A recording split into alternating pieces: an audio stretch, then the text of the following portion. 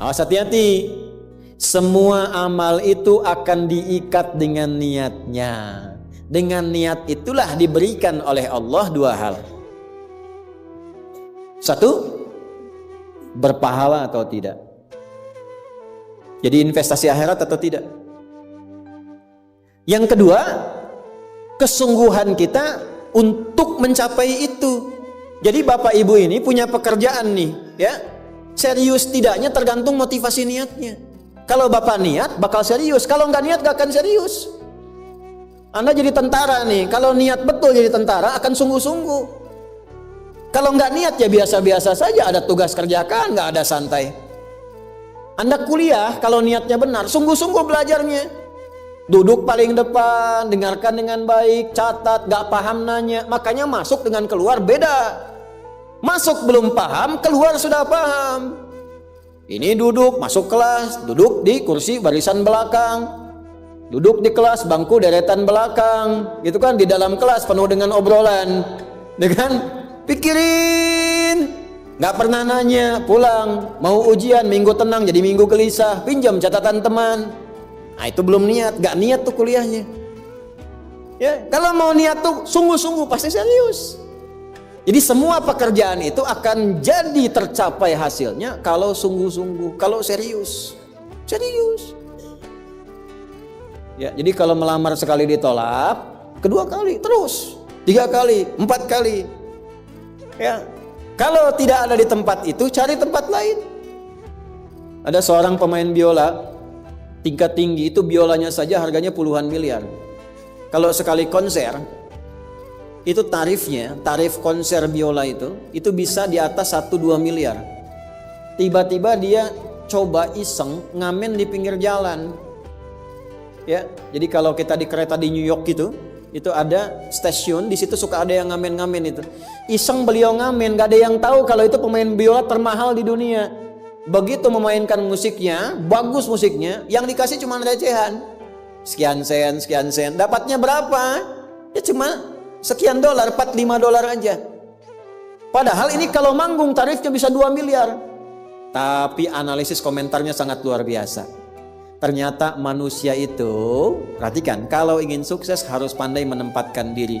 Dia dihargai murah itu karena di tempat yang memang tidak mengetahui siapa dia. Ketika dia menempatkan diri pada tempatnya, maka berharga nilainya di hadapan Allah. Jadi kalau Anda di satu tempat dianggap tidak bernilai, cari tempat lain. Mungkin di situ bukan tempat yang layak bagi Anda untuk menunjukkan siapa Anda. Tapi mesti serius. Itulah sebabnya ada sa'i. Apa itu sa'i? Ayo rali-rali kecil. Terus lari-lari besar apa? Maraton. Sa'i dari kata sa'a, artinya sungguh-sungguh, serius mencapai peluang, naik ke atas bukit untuk melihat dengan jernih ke rahmah. Ya, lihat dari sofa sampai marwah dengan sifat rahmah. Marwah itu puncak tertinggi yang ingin diraih.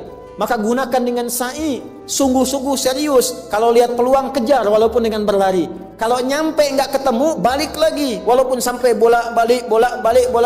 Pada akhirnya pasti ditemukan yang cocok dengan kita. Sungguh-sungguh. Nah ini Jadi kalau Anda ingin serius, ingin sukses, ya, mencapai sesuatu apapun serius. Yang sekolah serius nih. Ya. Perwira-perwira masuk mau sekolah serius. Ya, jangan mengandalkan joki. Ayo serius supaya ilmunya benar. Ya, urutkan. Anda juga sama nih yang di kampus-kampus dan sebagainya tuh. Ya, kuliah yang betul. Kan mau Indonesia emas tuh 2045. Bagaimana bisa dapat emas kalau nggak sungguh-sungguh? Itu yang kemarin PON tuh, kalau nggak serius nggak dapat emas. Nah, yang kedua begini, kalau cuman pakai yang pertama, yang belum beriman pun dapat itu. Terus faedahnya kita beriman apa? Ya, gini ya. Ini ada yang belum beriman, non muslim. Kerja serius. Anda sudah beriman, kerja serius juga, sama-sama serius. Dua-duanya sukses. Lalu manfaat imannya apa? Tuh. Ini untuk menjawab pertanyaan begini, Pak abdi teh muslim. Nah, non muslim teh tiasa sukses, kaya, abdi teh kaya. Saya sholat tapi nggak kaya-kaya. Nah, itu pertanyaan yang salah. Supaya kaya itu penyebabnya bukan sholat, tapi serius, sungguh-sungguh. Kalau sungguh-sungguh kerja, sukses. Sungguh-sungguh belajar, sukses. Sholat itu, nah ini mendampingi kesuksesan dengan keberkahan. Kalau ingin berkah, sholat. Ingin nyaman, sholat. Sholat mendesain kesuksesan itu melahirkan falah, kebahagiaan yang mendamaikan. Makanya falah dalam bahasa Inggris definisinya success and happiness. Sukses dan bahagia. Balik ke sini, ke hadis tadi. Lalu apa manfaatnya di situ huruf ba itu? Niat itu apa? Merubah rutinitas menjadi ibadah. Ini yang mahal. Nih Pak, gini Pak ya. Bu. Ini apa Bu? Gelas. Isinya air. Fungsi air itu menghilangkan haus. Caranya minum. Tiap hari kita itu minum. Sesuatu yang dilakukan terus-menerus namanya rutin. Disifati jadi rutinitas. Minum itu rutinitas. Tidak minum bahaya buat ginjal. Minum kita. Tapi yang kedua begini, gimana caranya rutinitas itu jadi ibadah? Minum tapi jadi ibadah. Apa fungsinya ibadah? Supaya dapat bekal. Bekal buat apa? Bekal buat pindah. Pindah kemana? Pindah ke alam baru ketika meninggalkan dunia. Siapa yang akan hidup selamanya di dunia? Ayo angkat tangan. Gak ada. Orang terkuat di muka bumi Firaun. Jaringannya luas, tentaranya banyak, hartanya melimpah, supportnya tinggi. Tapi se-Firaun-Firaunnya tewas juga. Selesai. Nah, artinya apa? Kita akan meninggalkan ini karena kehidupannya sementara. Karena itu bagi orang yang sudah meninggalkan dunia, disebut diumumkan telah meninggal dunia. Nah kita punya iman kalau meninggal pindah kemana? Kan ditanya. Akal kita kan bertanya, ini pindah meninggal dunia, meninggalkan dunia pergi kemana? Kan belum pernah ada yang punya pengalaman ke situ balik lagi. Oh abdi tadi kadinya wih doi, nggak ada. Ya. Harus terjawab, kalau tidak terjawab bingung kita ini, harus terjawab. Yang bisa jawab itu siapa? Yang menciptakan kita. Tanggung jawab, harus memberikan keterangan. Karena itu kalau ada kitab suci menerangkan dengan sempurna, setelah di dunia ke sini keadaannya begini, bekalnya begini, dari situ ke sini prosesnya begini. Ini menunjukkan kitab suci itu benar dan sumbernya dari Sang Pencipta. Dan berita baiknya, Alhamdulillah, Alhamdulillah, silahkan riset, silahkan komparasikan. Secara ilmiah, riset. Hanya Al-Quran yang menerangkan itu dengan sempurna. Dari dunia pindahnya ke sini, alamnya disebut dengan kubur, pemisahnya disebut barzakh. Di dalamnya ada begini, dijelaskan oleh Nabi rinci. Kalau begini, begini, kalau begitu, begitu. Selesai itu nanti bertahap seperti ini, terjadi kiamat begini. Rinci. Kalau itu karya manusia, mustahil ada satupun manusia yang bisa berbuat seperti itu. Kita mau pindah nih, sekarang kita pakai logika yang betul. Hukum pindah itu harus bawa bekal. Ini yang ngaji semua di sini, enggak semuanya orang Bandung, orang Jakarta, tuh. Ya. Soreang mana Soreang? Masih subuh nanti pas maghrib Soreang tuh. Ya, Purwakarta mungkin kan. Ini enggak semua orang Bandung ini. Apakah Anda bisa nyampe ke sini kalau enggak ada bekal? Dari Bandung mau ke Jakarta mesti ada bekal. Beli tiket pakai kereta api cepat. Ya, kereta cepat, wush, tiketnya bekal. Pakai pesawat, bekal. Hukum mengatakan setiap pindah tempat mesti ada bekal. Ini Anda, saya, kita mau pindah dari dunia, minimal transit, ya waiting roomnya di alam kubur. Mau pindah, pertanyaannya bekalnya apa? Kan pindah tempat. Semakin berpindah tempatnya, semakin beda hukumnya. Ini kita di Indonesia mau transit ke Malaysia, apa dikira mata uangnya sama? Tidak, hukumnya pun nggak sama. Orang Indonesia ke Singapura, hukumnya beda. Bisa rapi, di jalan rapi, nggak ada buang sampah sembarangan, gitu kan? Pulang lagi ke Soreang, nggak bala deui, gitu. Hukum beda, ketatnya nggak sama. Ke Amerika lebih jauh lagi, nggak laku rupiahnya, tukar dulu dari sini, baru dolarnya nyala. Pindah tempat beda hukum. Toilet di kota Bandung dengan toilet di Lebak Bulus bisa beda. Ya. Nih bang, 1.000. Kok 1.000 bang? 2.000. Biasanya juga 1.000. Anda di mana? Lebak Bulus. Sini Bandung pak. Ya, bisa beda hukum. Maka Anda jangan berharap di alam kubur itu hukumnya bisa sama dengan hukum di dunia. Pasti beda. Tetap pertanyaannya sama. Bekalnya apa? Cuman 2 lembar, 2 kain. Ibu tambahan 1 bu, kerudung ibu 3 tuh. Makanya saya selalu mengatakan dengan bercanda tapi dalam, mohon maaf ini yang muslimah, berlatih pakai kerudung ya. Berdoa minta sama Allah supaya nanti tidak bikin malaikat mungkar nakir penasaran. Di dunia nggak berkerudung, begitu meninggal dikerudungin. Ditaruh ke malaikat, ucu gening. Waktu di dunia teh kerudungan, nah hai udah jantan kerudungan. Man rabbuka, abi jamaah Ustaz Adi, namun belum sempurna hijrah. Pelan-pelan, jangan dihukumi dulu. Dia sujud itu sudah luar biasa. Dia belum taat pada satu bagian, tapi taat pada bagian yang lain. Kita doakan, support. Jangan langsung tiba-tiba, oh nggak taat, dosa, neraka. Nah, kamu neraka, kumaing wes, repot kalau gitu tuh, ya. Balik lagi, dikembalikan pada kebiasaan, pada kebaikan. Nah, sekarang mau pindah ke alam kubur, bekalnya apa? Kan mesti jelas. Baju sudah beda, nggak bisa dibawa, itu sudah fitrah Pak. Bapak punya warisan banyak, ditinggal, nggak ada yang mau ikut, semua ditinggal. Anak-anak tuh sudah catat warisan bapak apa saja. Ibu sesayang-sayangnya nggak akan ikut bu. Bapak jangan tinggalkan saya. Terus kata yang nguburnya, ayo ibu mangga atau mau ibadah ngiringan, nanti aja. Akan masuk. Nah sekarang pertanyaannya bekalnya apa? Ini mesti terjawab. Kalau nggak terjawab, nggak lengkap agama itu. Apa fungsinya Tuhan di situ? Mesti menjelaskan. Nah di Islam itu dijelaskan.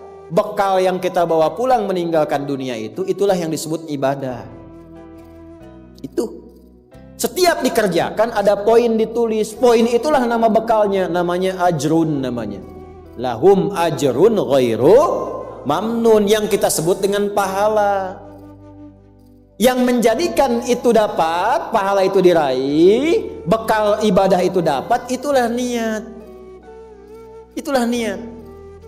Jadi pekerjaannya tidak berubah, rutinitas tetap jalan, minum tetap minum, kerja tetap kerja, makan tetap makan. Cuma dengan niat itu, di saat yang sama, cara minum itu langsung dinilai sebagai ibadah. Perintah Allah, malaikat tulis. Ya, berapa tulisnya? Sesuai kadar keikhlasannya, minimal 10. Itulah perbuatan yang dianggap benar, sehingga konsepnya dunianya sukses, minum juga, haus hilang. Akhiratnya dapat pahala. Jadi dunianya sukses, akhirat sukses. Disebut baik, perbuatan baik yang dinilai sukses oleh Allah disebut hasanah namanya. Makanya kita berharap dunia jadi hasanah, akhirat dikonfirmasi hasanah itu jadi pahala.